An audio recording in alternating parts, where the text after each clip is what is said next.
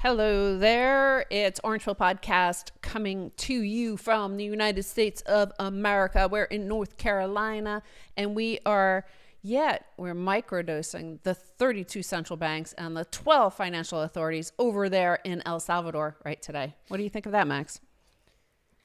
It's exciting. Do you know the volcanoes and the waves and the president attracted all this talent from central banks around the world converging on El Salvador, and as part of this shift, this change, this cyclical move away from a lot of stuff toward a new stuff.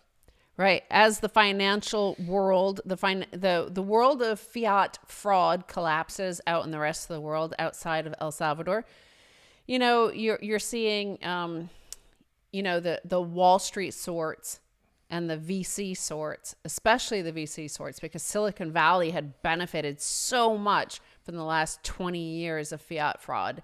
None more than them had benefited from it.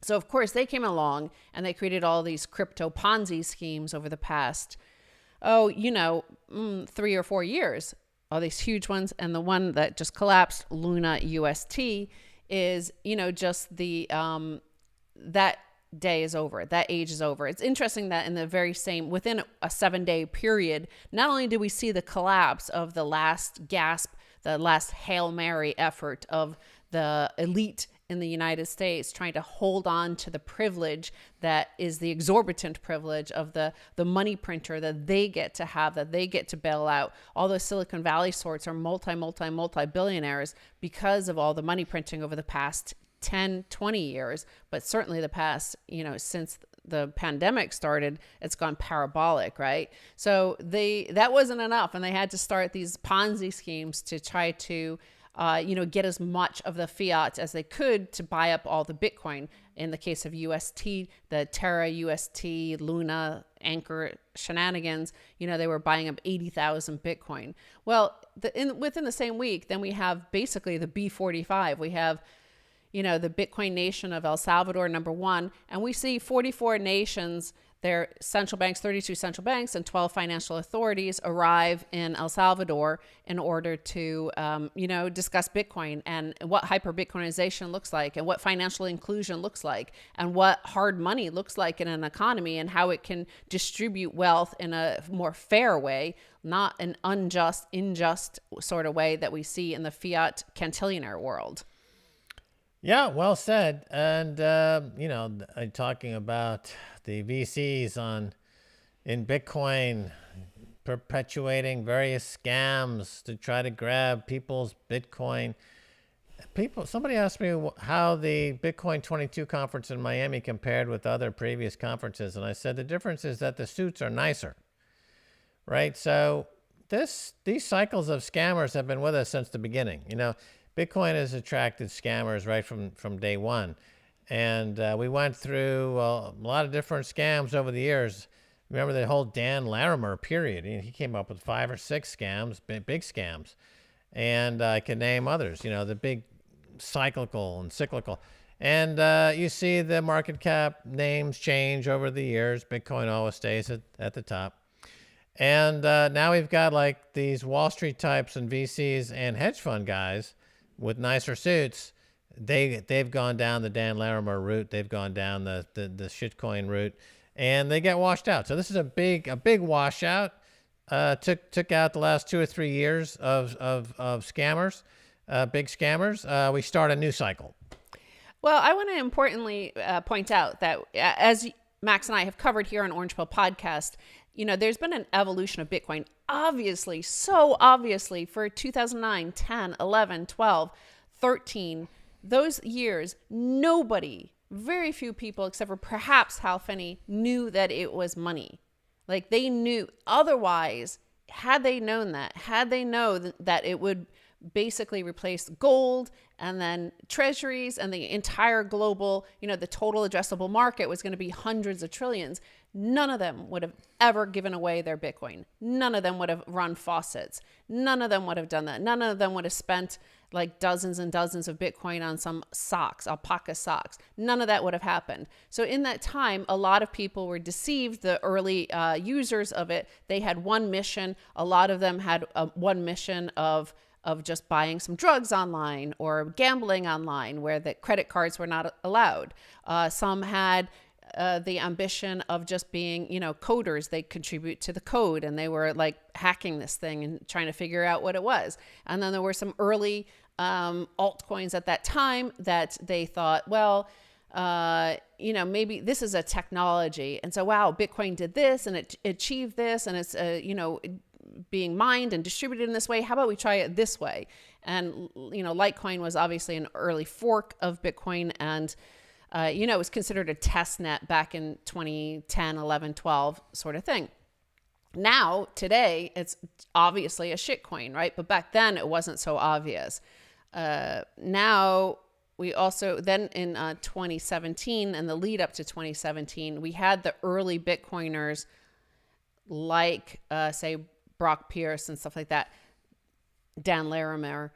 They saw what Vitalik Buterin had done with Ethereum, that in the midst of all of those experiments on the technology, they pre-mined a shit ton of money and became very wealthy. So they all the early Bitcoiners, that sort of crowd, got involved in those ICOs and securities fraud, essentially. And from that, those are small time compared to what Wall Street and Silicon Valley are now doing in the past few years, because they saw what those early OGs, Bitcoiners got away with in 2017. And they're like, well, if they could get away with it, we're connected and we could definitely get away with it, and much bigger. We know how to make this much bigger. So there's like waves and waves of this. And this is the latest wave. And at least in terms of how I observe it, this is my observation of participating in the space for a long time. So the next wave, so you had, the first early coders and hackers trying to thinking it confused that it was just a technology and not money.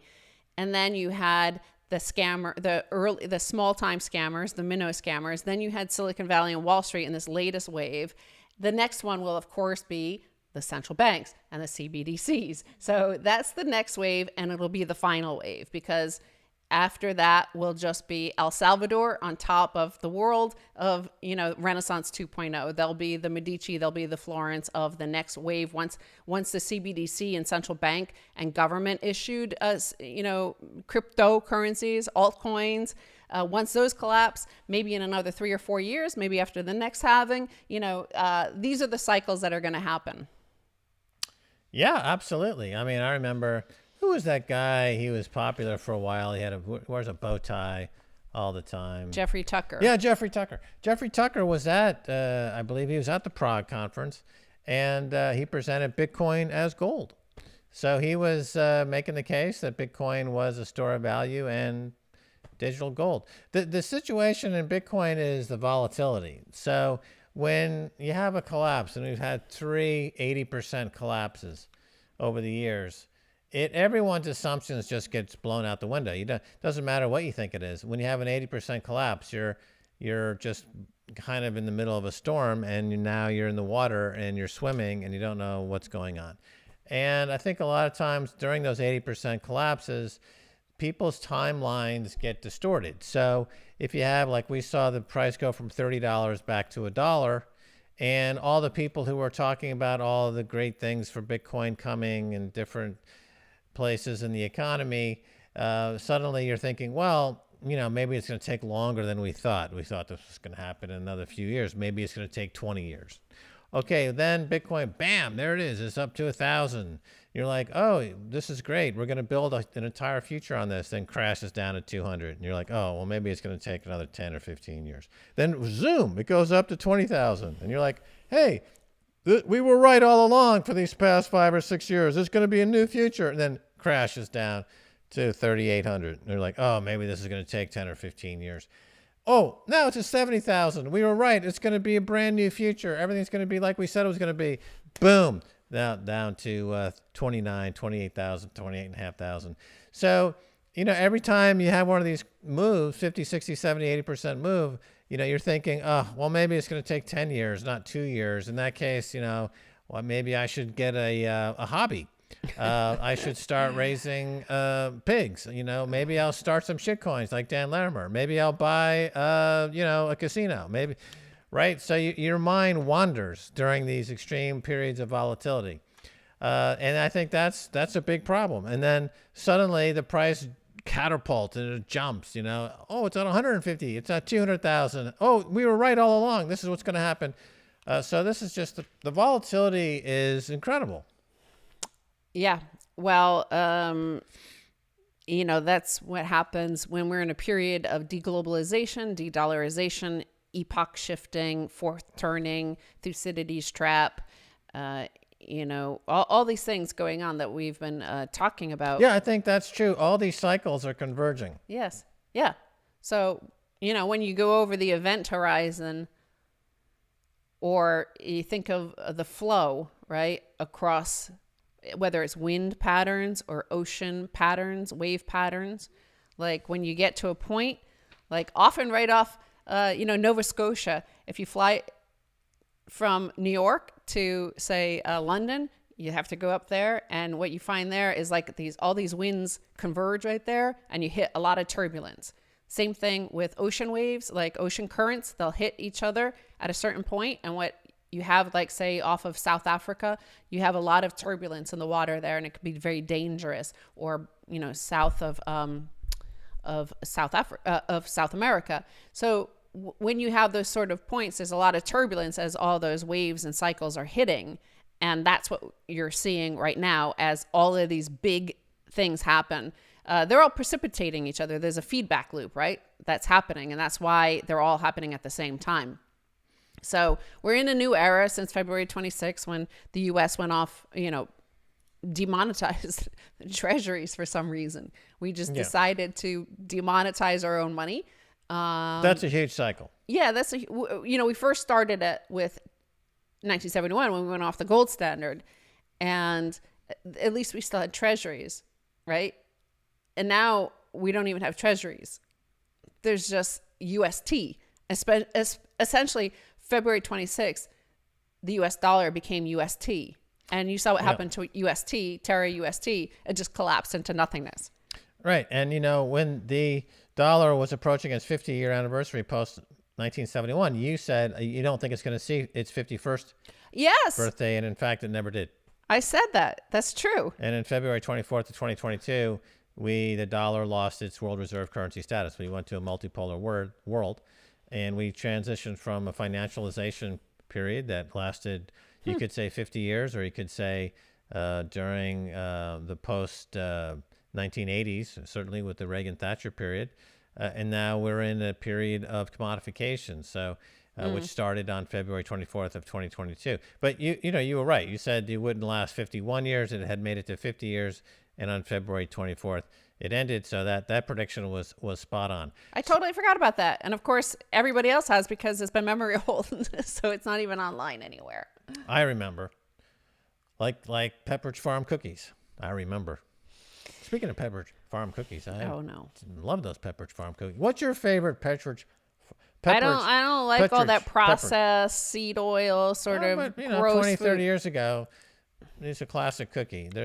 Anyway, moving right along. So you have that cycle. You have the also, when you're talking there, I was thinking, have you ever seen those images, those videos about you have two in the oceans, and there's a dark blue and a light blue ocean, and they don't mix, right? Because there's the salinity in the two oceans are slightly different, and they just don't mix. So it's the water. It's really odd. You'd think they'd mix. Anyway, I don't know why I thought of that, except that nature has certain demarcations that are invisible yet real, and for some reason exist in the cosmic reality of things, and the cycles are happening, and that major cycle of dollarization and lower interest rates starting in the Reagan period That all came crashing down in February 24th. That's just dead. It's a February dead. 26th, it actually happened. February Yeah. 24th was the beginning of the war where Russia invaded Ukraine. That was one moment, but the United States had a choice, and that choice they made on February 26th, which was to demonetize U.S. Treasuries, to turn it into a UST instead, the UST shitcoin, a Terra UST shitcoin. That happened February 26th of 2022. So as Stacy Herbert predicted, the U.S. dollar did not last past its 50th birthday. Yeah, Like exactly. it did not hit 51. That's So right. that happened. That happened. And that's a major cycle. And then the shitcoin cycle hit a major inflection point in the last month or so. It had been since 2017, and the ICO craze was the buildup of all the shitcoin heroes of the past 4 years, I would say. The names, we can get into them or not get into them, but the latest names in both shitcoinery and hedge funnery and media funnery had a big move, and now they've been kind of washed out, wiped out, decimated. Another cyclical. Those two cycles hit at the same time. De-dollarization and this fourth or fifth shitcoin cycle both hit simultaneously. There will be another shitcoin cycle. It'll be the CBDCs. It'll be the central banks. It will be the governments. But, what happened is as you get further and further into hyper Bitcoinization, you'll also get more and more Bitcoin maximalization. So it's a process that could take, it could take just a short amount of time. Somebody could come to it fully formed, or it could take a few cycles for somebody to become a Bitcoin maximalist, right? So what you saw with Mike Novogratz and Raoul Pal is they were, kings, they were aristocrats of the fiat world. They were bankers. Wow. They were worth tens of millions, billions. Wow. And there were so many people in the Bitcoin space, so impressed that oh my God, a Goldman Sachs banker is here. They were so excited about that, right? Oh my God, we got Goldman Sachs and they're rich and wow, they made so much fiat. And so they were overly impressed with them in a proof of stake way, right? They were showing their proof of stake in the fiat system. And a lot of people still, because you grow up in a fiat world filled with fiat fraud, and the fraudsters who gain the most fiat are the ones most celebrated. So they still have that mentality of that, especially if you're in your first cycle or not totally Bitcoin maximalized and orange pilled. You're going to be totally impressed with the guy who has $1 billion, right? And then you're going to assign so much credibility to him, whether it's Novogratz, whether it's Raoul Pal, whether it's Scaramucci. How many people just cream at these guys, right? That we're just totally in love with them. And then now, how do you come back from what Novogratz did of getting that tattoo, of going onto Bitcoin 2022 stage and telling people to buy Luna, and then losing $300 million or more, who knows, whether or not he had any hedge positions, but I don't think he did. And certainly his stock price listed in Canada is decimated. So, this will be the process. Whoever had assigned some sort of authority and inside respect for them because they were the top of the fiat fraud pyramid, now that process of losing respect for them and realizing that they didn't know shit, they just happened to be cantillionaires, and it was easy in a proof of stake system to be a cantillionaire. It's a lot fucking harder in Bitcoin. It's a lot more difficult under a hard money standard. Not everybody could be a Medici. Not everybody could be a Da Vinci. You have to show that you're worth it. Mm-hmm. Yeah, funny story, that Novogratz story, really. I mean, in 2015, his hedge fund closed after having 2 very bad years, and he decided to hang it up, as happens all the time in hedge fund business. Hedge funds almost never outperform the market over any decent amount of time, like 3 or 4 years. Hedge funds typically have 1 or 2 great years, like Cathie Wood, for example. She's not a hedge fund per se, but she has a really hot hand for a year or two. And then now she's underperforming the NASDAQ. That's pretty much 99% of the money management business of they have a couple of great years, and then they underperform for many, many years. And typically just owning the market with an index fund outperforms hedge funds. That's been true since the beginning of index funds. But so Mike Novogratz, I think in 2015, he closed shop. That happens. He had 2 very bad years. And then I guess it's in 2018 or so when he was gifted an enormous amount of Ethereum from the pre-mine from Vitalik, and he became, instant billions or dollars or so in profit with that. And that does something to your mind. It makes you sloppy as a money manager, because he didn't really do any due diligence or anything with that. He was just gifted it. He was a friend with Joe Lubin.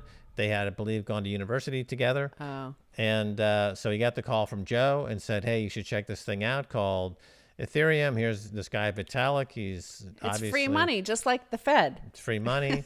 And he made an instant hit. So then your habits are very bad because you're not really doing your due diligence. So the thing about Luna with Novogratz is that, which is kind of surprising, is that apparently they did no due diligence whatsoever.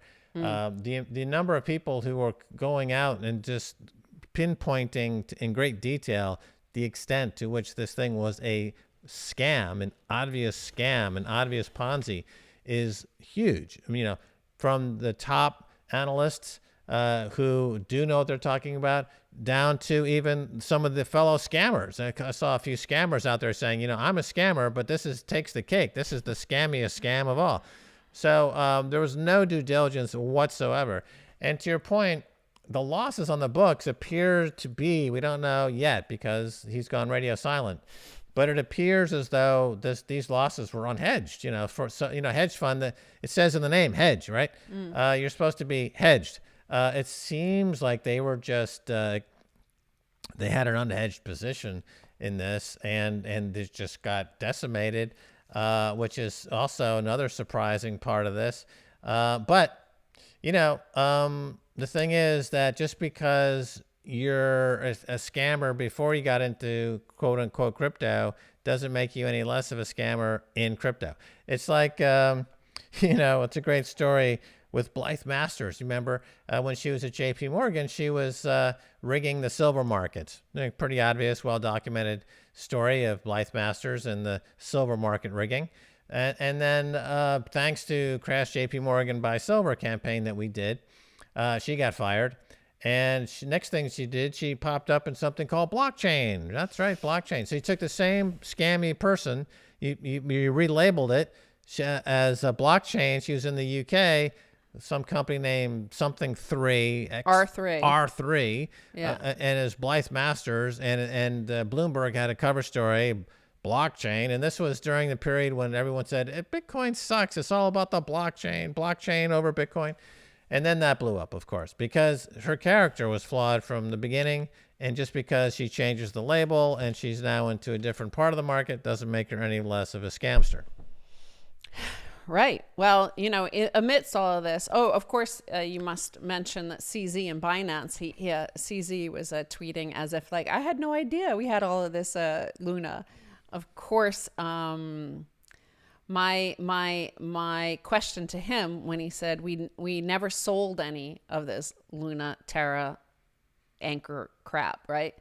And we never sold any. So it had been allegedly worth 1.5 billion. Well, on paper it was worth 1.5 billion at one point, and then now it's worth like $3,000. But he doesn't say, and he didn't answer whether or not they had shorted the fuck out of that position, which I reckon they did, because I know,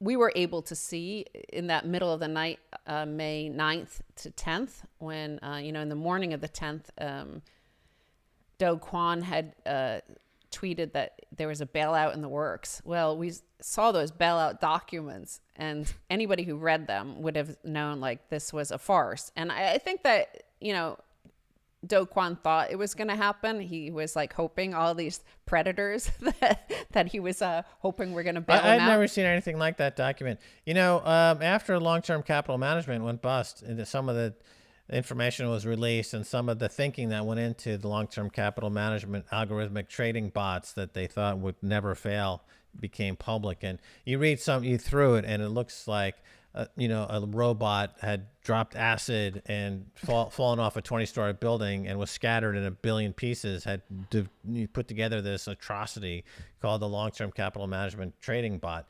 But that looked like the Bible compared to what I read from Do Kwon. I would say that we read this and it was like from a secret source that we got this document. So I won't tell you who gave it to us. But the fact is we saw this document and it was just astounding that he was hoping for this to happen. But what you saw was that it's just a continuation.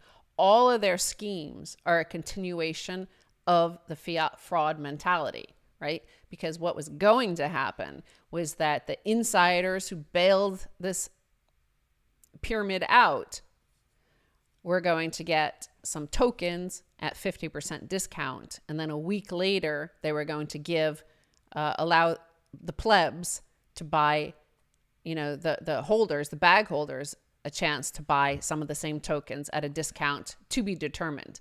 They hadn't yet determined what their discount would be, but it certainly would not be 50%. It was probably going to be 5 or 10%, right? So the whales of the fiat fraud system, the cantillionaires, always get wealthier and wealthier. That's the same exact, like the bailout that we saw was exactly like what you would imagine that the emergency meetings that happened back in '87 between Bob Rubin and Reagan and Larry Summers versus what we saw this past time with Geithner and Bernanke and like all of them like deciding how to bail out the system. They bail out the whales, and then we'll figure out what to do in a few weeks for the plebs, right? Right. And the way they justify it is that in order for this to have any hope of being repaired, we must fix the problem of liquidity. Yes, so this is the classic Wall Street ruse of liquidity versus insolvency. So Wall Street firms are not insolvent, they're just illiquid. But all the mom and pop shop out there that are being burned by all this financial fraud, they're insolvent and they need to go away. Lehman Brothers was insolvent. Bear Stearns was insolvent, but Goldman Sachs just had a liquidity problem. So that is how they decide through financial triage who lives and who dies. The fact is, they're all insolvent. It's remarkable that Ben Bernanke this past week and Jay Powell echoed the sentiment, saying that, he wished he had raised rates sooner, because by not raising rates sooner, they created the inflation that we're all suffering from now. Now, if you watch Max and Stacy for the last 20 years, we've been dead accurate on saying that all the money printing by all of these central banks and all of their lying about there being deflation, which is what they used to call inflation even a year and a half ago, the central bank would say, look at all this deflation, let's print more money, even though it was all inflation. There is no deflation.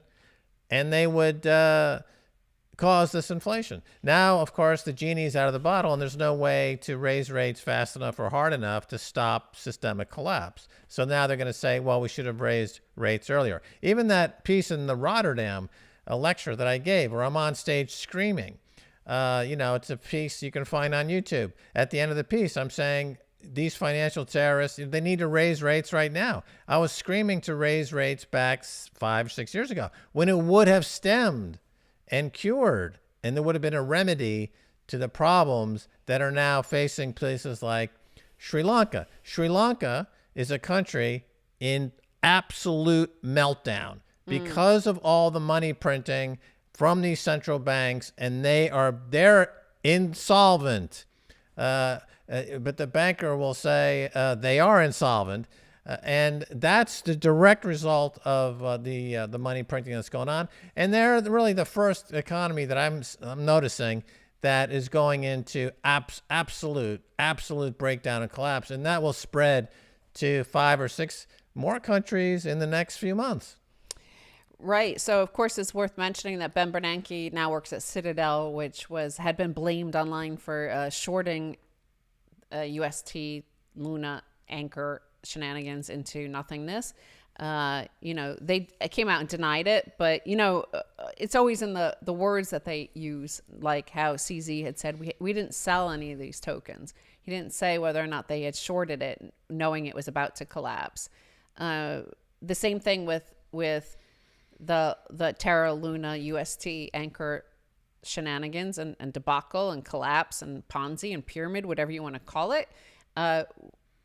They said in their statement that they didn't say they sold those Bitcoin. They have 313 left of the allegedly up to 80,000.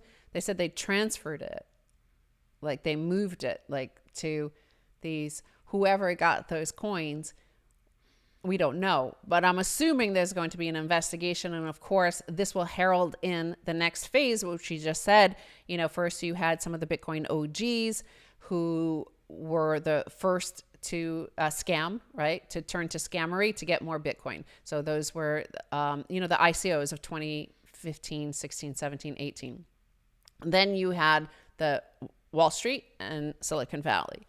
The next phase will be the governments and the central banks of the powerful nations. So again, like going back to what we see right now happening in El Salvador with the 32 central banks and the 12 financial authorities there, it's worth mentioning this and, putting into video form the nations that are there, because President Bukele tweeted this.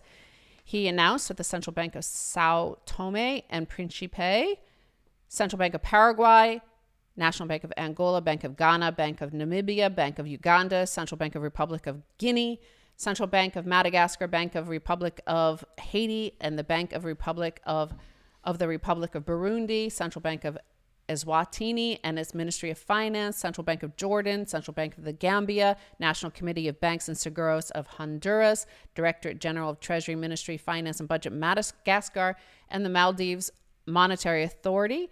He also, Bukele added that the National Bank of Rwanda, Nepal Rashtra Bank, Sako Societies Regulatory Authority, Kenya, State Bank of Pakistan, General Superintendency of Financial Entities of Costa Rica, Superintendents of the Popular and Solidarity Economy of Ecuador, and the Central Bank of El Salvador were all in attendance. So that's like the B44, right? I had suggested when the Central African Republic announced that they were adopting Bitcoin as legal tender, that we had the B2, right? And that they should meet, whereas the G7 were meeting and devising ways to destroy the world. Well, we had the B2, and now we could have the B44 after this, or actually 45, because Central African Republic doesn't seem to be represented there. But we could have this is the beginning of the new era. Yeah, I thought it was interesting because just last week or so, you were saying, hey, we should have a B2 meeting like the G7 or G20. That was like 2 or 3 weeks ago, yeah. Right, and you were like, yeah, we should really get this going. And then suddenly El Salvador says we're having 44 nations come down to talk about Bitcoin. It was, wow. I mean, that's the B44. I mean, that happened really fast. That happened really fast. I think this group of these developing nations kind of meet every few years. And this was already kind of being planned, and they wanted to check out especially the aspect of financial inclusion.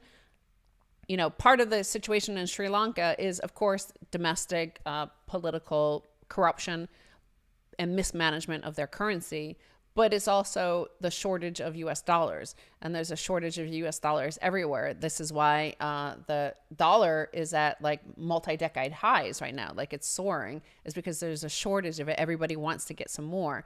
And those smaller nations, of course, get cut off from the grid. And that's part of the reason why Nigeria became hyper-Bitcoinized without any central government plan, is because, as we've covered, like their economy itself is very entrepreneurial. It has Nollywood, which is even bigger than Bollywood and Hollywood combined. So huge film industry, huge, independent record labels and stuff like that they're always doing amazing stuff. But, when the liquidity dried up during the COVID pandemic global lockdowns, so no trade was happening and no dollars were going overseas.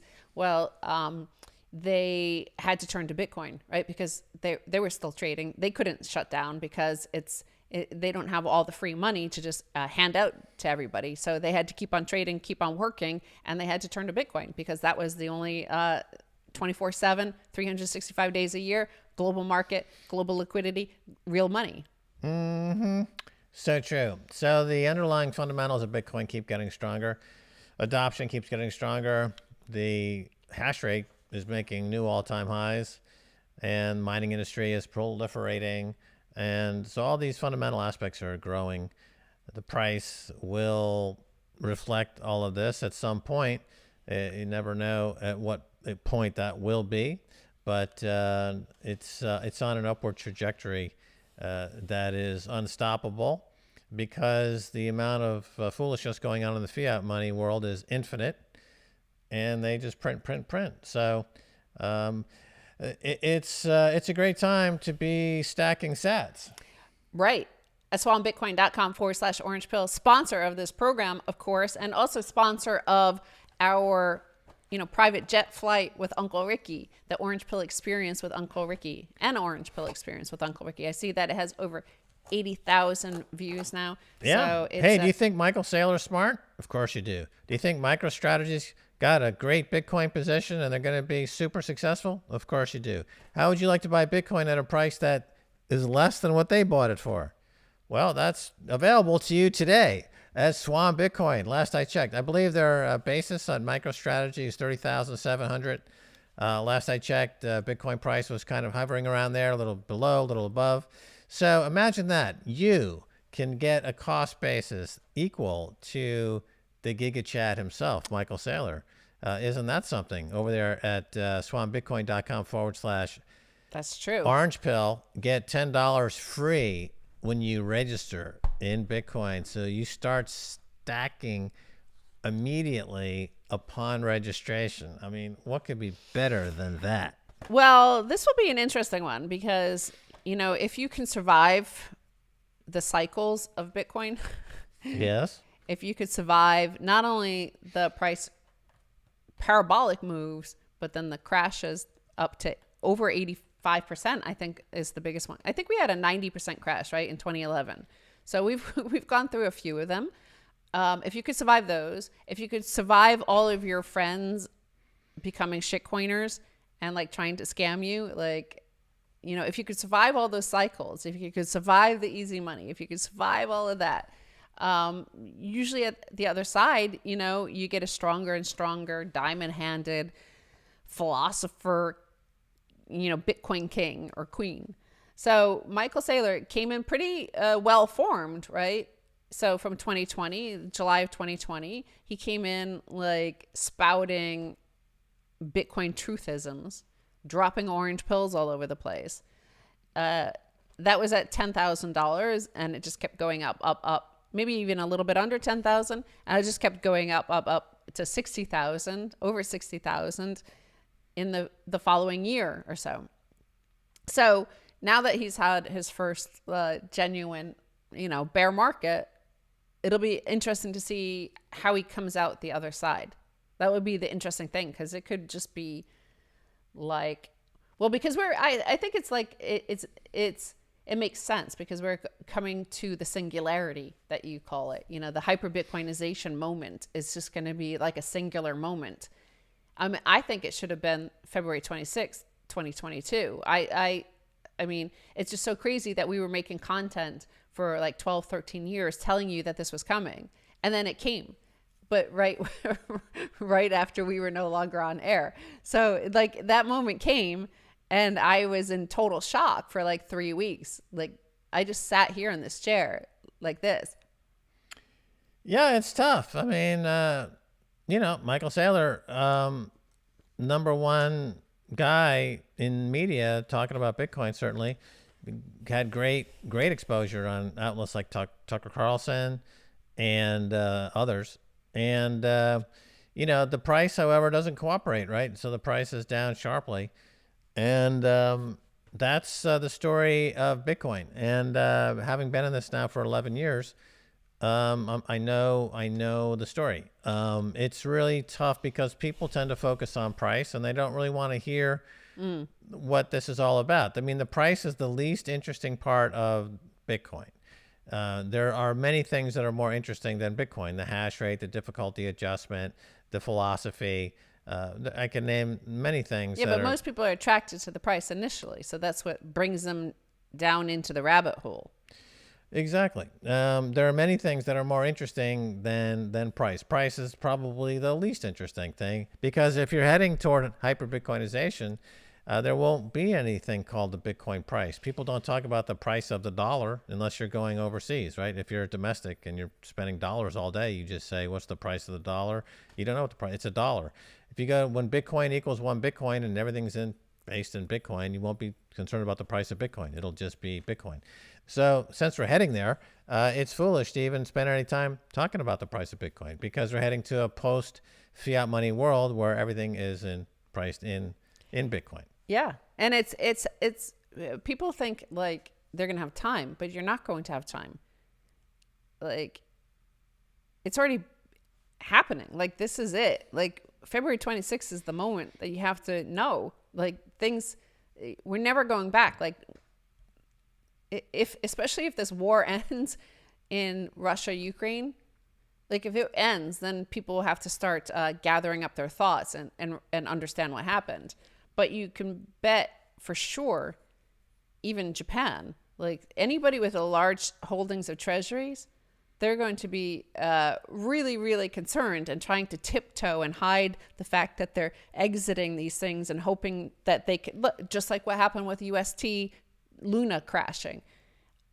Celsius, that shitcoin, they got out right before, right? They managed to get 500 million out. Whether or not the regulators and the authorities allow them to keep it, who knows? But at the moment, they think they got out. But anybody holding U.S. treasuries right now, any nation state with huge, stockpiles of it, China has to realize they're not going to get 100% of it out, but they're going to try to get 20 or 30% of it out, right? Before they can,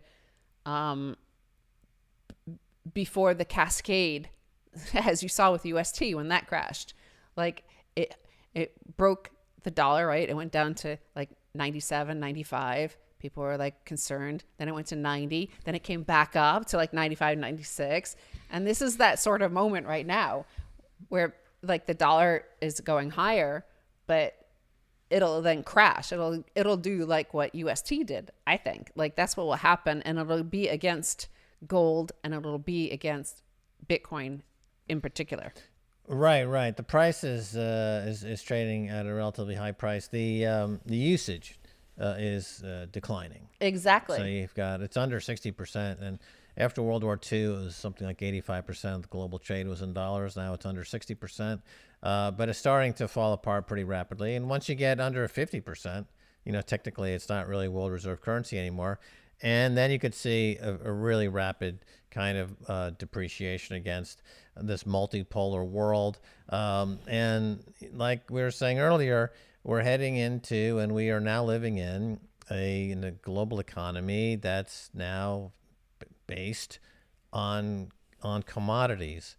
And you have it's a much different world than one that's based on financialization. So if you look at Luna, for example, so Luna is a Ponzi scheme, and in the whole Luna, UST, Anchor trifecta of fraud, this whole DeFi space, it's based on the ability to keep creating more fraudulent DeFi projects to print those money, and through quote unquote smart contracts, that newly printed token ends up being filtered and laundered through these various other side projects into this main project as the yield, right? So yield farming is just multiple cross-collateralized DeFi bogus fraud projects that through smart contracts are feeding the main Ponzi in something called yield. And then when it blows up, as it always does, the yield, as somebody was saying, is you're the yield. Yes. The yield is you. And you went from having 20% return on your investment to returning 20% of your investment, if you're lucky. Instead of getting 20% interest, you might get 20%, 20 cents on the dollar back from a lot of people didn't even get 20 cents back. But, it's a very kind of interesting way to present a Ponzi scheme, but the underlying, as we've said many, many, many times, there's only like 4 or 5 different financial frauds, and everything else is a variation on those themes. The Ponzi theme or fraud is a basic one, and this is a Ponzi scheme, and you can dig into it and say, well, it's very interesting, cantilevered, cross-collateralized, and wrapped up as DeFi and branded differently and other these other types of things. But it's essentially it's a Ponzi scheme. And okay, it blew up. And I think that now the DeFi, really the DeFi industry is going to go the way of the ICO. So the ICOs are blown up. Now DeFi has been discredited. So we won't be hearing much about that anymore. I think you're right that the central bank digital currencies will be the next major global fraud that will take us to a new level of deception. And the very last gasp of that entire fiat fraud system. I was thinking all of that DeFi sector, the entirety of it, all those shitcoins, all those new tokens, all that yield tokens and all that stuff, it's just, they put blockchain in there and they introduce this new blockchain and it's supposed to be some magic. But if you're going to run a fraud, I think a better system appears to be COBOL. The fiat fraud that kind of fell apart in 2008, 2009 with the global financial crash. That was all built on the US banking infrastructure, which is all built on COBOL, which at least, seems to be more stable than the blockchain that just evaporated and it's just gone. All of it's gone in one instant. Nothing collapsed that fast. Maybe Enron was the fastest, closest comparison to what happened with UST, Luna, Anchor. Yeah, that was fast. You had a few of that era, like WorldCom. A couple of others disappeared really overnight in a sudden evaporation of fake accounting and Ponzi-onomics. And so now we've got all the scammers who were tossed out of Wall Street. I'm surprised Jeff Skilling from Enron hasn't already been caught up in a major Ponzi scheme. I think he is involved with a cryptocurrency. He's introducing a cryptocurrency, so it makes sense that he would come into, but that's the thing about what one of the things the likes of Do Kwon will argue is he genuinely believed in this thing. But when you mentioned WorldCom, of course, it reminded me of that guy, Bernie Ebbers. And he lost everything. He was a multi-billionaire and he lost everything because he genuinely believed the shit he was spouting, right? And that his stock price was worth all these billions and billions of dollars. And he held on, he didn't sell. And he lost everything. And he died in prison, a poor man, right? So he was like this goofball that still got put away, even though he pleaded ignorance. And he appeared to be. That's really generally the case, is that the best frauds are perpetrated by people who are genuinely have convinced themselves that what they're doing is not fraudulent. And that's true pretty much of all the major frauds that we've seen. People are completely self-deluded to a point of having no doubt whatsoever, which makes them very dangerous salespeople. Yeah. Right? When you meet somebody like this who is so utterly convinced that themselves that they've got something here that's really something great, it's very infectious and people are drawn into it. If there's a scintilla of doubt by the salesperson trying to present this Ponzi scheme, it'll come through in the presentation and people will walk away. They'll be like, I'm not so sure, I'm going to walk away. But when there's absolute conviction, you have the ability to convince others of your conviction. And so this spreads, and this is how these things manifest themselves. And because you need to be sublimely narcissistic, completely have no empathy whatsoever. So if you're autistic, for example, that's helpful. And we see that in the shitcoin space is the rise of the narcissistic autist. is really particularly pernicious and dangerous in this space. At least on Wall Street, you need to walk around in a suit, in a tie and talk, make a good sentence. There's a lot of handshaking and one-on-one in the old style of doing fraud on Wall Street. But in this new world of autism and narcissism and shitcoins, you can be really a serial killer psychopath living in your basement and like Dan Larimer and perpetrate any number of frauds out there. And there's hundreds of millions of people who are willing to buy into it. And I think that's what makes this period unique. Yeah. Well, definitely go look under the replies on anything on Twitter to do with Terra, Luna, UST, Anchor. There's still people that want it, the bag holders who want it to just fork it, just print some more. It's just funny to see some of the old timers, like a Scaramucci, for example. Yeah. He's really an old Wall Street guy Yeah. from that period, but he's trying to break into crypto scamming. So, he's on CNBC and they'll ask him about Algorand or some shitcoin he's involved with. And his responses are very like Donald Trump-esque. There's plenty of work behind the scenes. The boys are out there and they're doing a lot of work back there. And I got no doubt that they're. It just sounds like 1980s style, boiler room schmucky. All you have to do is selling is easy, right? If you could, anybody could seem intelligent if they only have to speak for 2 or 3 minutes, right? And that's what CNBC and Bloomberg does. It provides a platform for you to speak for 2 or 3 minutes. You just got to remember like 5 sentences that somebody smarter writes down for you. So all you need to do is remember that and deliver it with total conviction.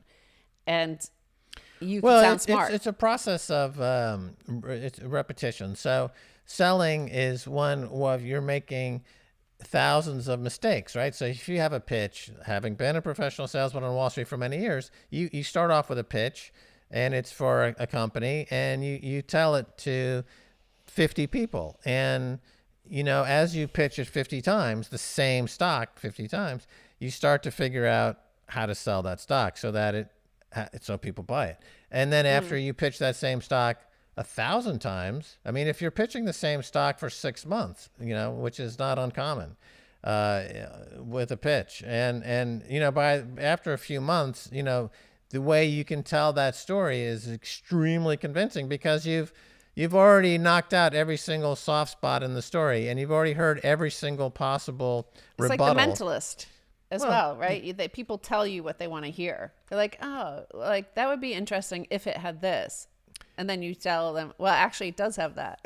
There's a professionalism to it, right? I mean, in sports, if you hit a baseball 10,000 times or 100,000 times, you get very good at hitting a baseball. Yeah. If you're pitching stocks for tens of thousands of pitches over a number of years, you get very good at doing that. So that's an old school salesperson, and then they meet crypto and we see some interesting, it's a different world. So Novogratz and Scaramucci and others and Kevin O'Leary, they're really from the old school. They're from a different era. And then they glom themselves onto crypto and it was never going to work. You have Michael Saylor, who's a technologist, been the longest serving technologist in America. For like 12 years, he's been the CEO of MicroStrategy. Which 12? You mean 20? Over 20 years. It's unparalleled, really. He's been doing this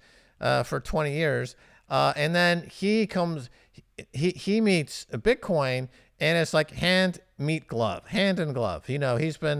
There's a seamless meeting of technologist, CEO, and the greatest asset that's ever come along in 5,000 years. You put those two together, and we know what the story is. And it's a beautiful marriage. It's a perfect marriage. But everybody else who's been around for a number of years, they are not really naturally a fit with Bitcoin. And then the people who are completely conversant in Bitcoin, particularly on the technology side, are horrible communicators, right? They're not professional communicators. They're not professional salespeople. So they don't really, if you look at all the early OGs and the early technology people, they don't know how to put two sentences together in a way that makes any sense to anybody other than somebody else on a chat board somewhere in the middle of cyberspace at 3:00 in the morning, right? So that doesn't work. Then you just have a cascade of scammers. And I've said before, Wall Street is a scammy place.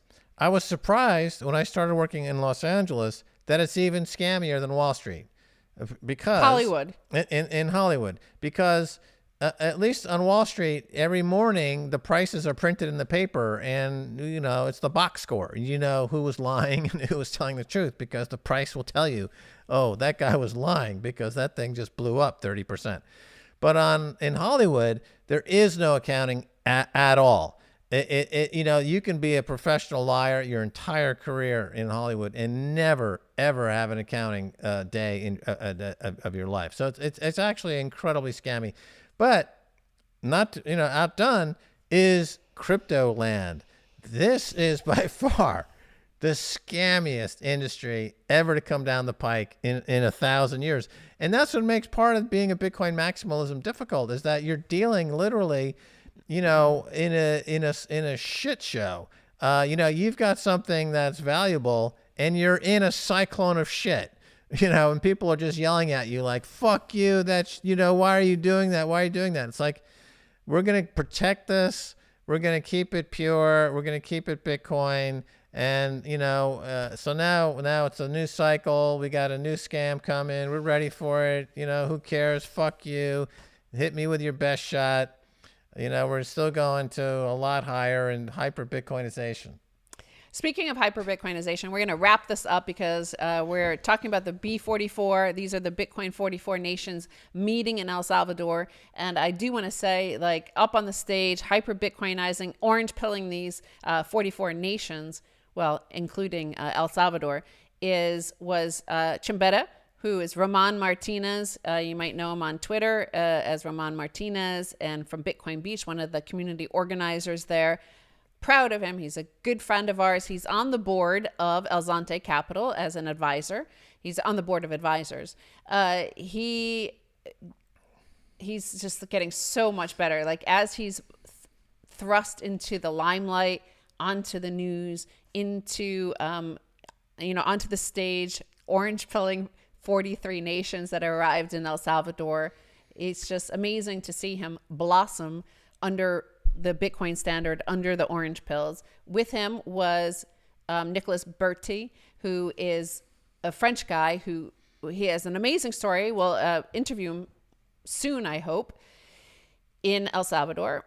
And he is, he's the one that brought the Bitcoin Beach wallet to Bitcoin Beach. He went there in 2019 and used El Zante, El Salvador, as like a live, experiment of feedback, like a feedback loop of testing out Lightning as a way towards hyper-Bitcoinization. And if you've ever been to El Zante, if you go to Bitcoin Beach, you'll see that it is the only hyper-Bitcoinized place in all of the world, like total, absolute Lightning standard.